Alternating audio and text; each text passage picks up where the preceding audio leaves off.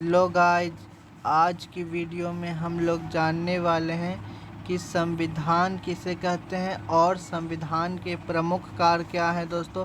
और ये आपके 9 क्लास का पॉलिटी बुक का 3rd चैप्टर है जिसका नाम है संविधान निर्माण। तो आइए दोस्तों, हम लोग सबसे पहले संविधान की परिभाषा जानते हैं। कुछ बुनियादी नियम हैं जिसका पालन नागरिकों और सरकार दोनों को करना पड़ता है। ऐसे सभी नियमों का सम्मिलित रूप संविधान कहलाता है।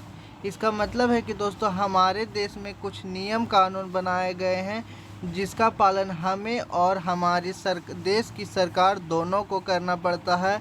यानी हमारे देश के सभी नागरिक उसका पालन करेंगे और सरकार भी उसका पालन करेगी, उसका उल्लंघन नहीं कर सकते हैं।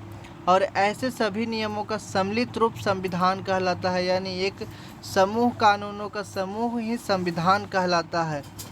देश का सर्वोच्च कानून होने की हैसियत से संविधान नागरिकों के अधिकार, सरकार की शक्तियाँ और उसके कामकाज के तौर तरीकों का निर्धारण करता है। इसका मतलब है कि दोस्तों, जो देश का सबसे सर्वोच्च कानून होता है वो संविधान होता है। उससे ऊपर कोई भी और दूसरा चीज़ नहीं हो सकता है। और संविधान ही नागरिकों के अधिकार बतलाता है।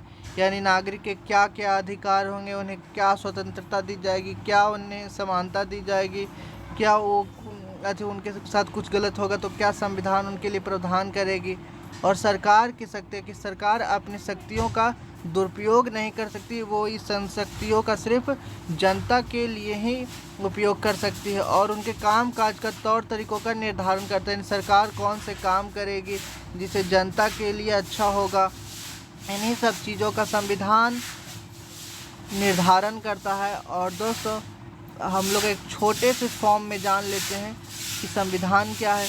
संविधान लिखित नियमों की ऐसी किताब है जिसे किसी देश में रहने वाले सभी लोग सामूहिक रूप से स्वीकार करते हैं। इसका मतलब है कि दोस्तों, संविधान एक किताब की तरह होता है जिसमें नियम लिखे होते हैं और जिसमें देश में रहने वाले लोग सामूहिक रूप से यानी सभी लोग उसे स्वीकार करते हैं और वो देश का सर्वोच्च कानून माना जाता है।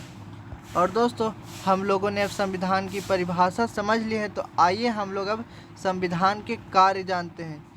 यह साथ रह रहे लोगों के बीच जरूरी भरोसा और सहयोग विकसित करता है। इसका मतलब है कि जो लोग साथ रह रहे हैं, यानी हमारे देश में कई जाति और धर्म के लोग रहते हैं, वे उनके बीच जरूरी भरोसा और सहयोग विकसित करता है कि सभी लोग एक साथ मिलजुल कर रहेंगे और सभी लोग देश के और संविधान की नज़र में एक समान है, सबके लिए एक जैसे कानून बनाए जाएंगे। और दूसरा है दोस्तों, यह स्पष्ट करता है कि सरकार का गठन कैसे होगा और फैसले लेने का अधिकार किसे होगा। और दोस्तों, सरकार का गठन कैसे होगा, तो ये चुनाव के माध्यम से ही सरकार का गठन किया जाता है। और सरकार किन किन मामलों पर फैसले लेगी और जनता के लिए क्या काम करेगी, ये संविधान ही तय करता है। और तीसरा है दोस्तों, ये सरकार के अधिकारों की सीमा तय करता है और हमें बताता है कि नागरिक के क्या अधिकार होंगे। और दोस्तों, ये सरकार के अधिकारों की भी सीमा तय करता है। यानी इसका मतलब सरकार किन किन कामों को नहीं कर सकती है, सरकार कोई गलत काम नहीं कर सकती है, इस पर भी ये रोक लगाता है।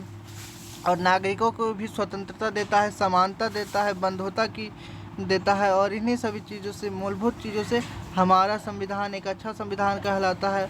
और चौथा है दोस्तों, यह अच्छे समाज के गठन के लिए लोगों के आकांक्षाओं को व्यक्त करता है।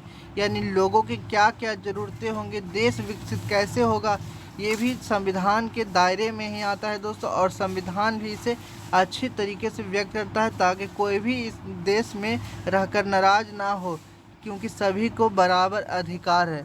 थैंक यू दोस्तों। अगर आपको ये वीडियो पसंद आया है, इसे लाइक करें और मेरे चैनल को सब्सक्राइब करें। Thank you.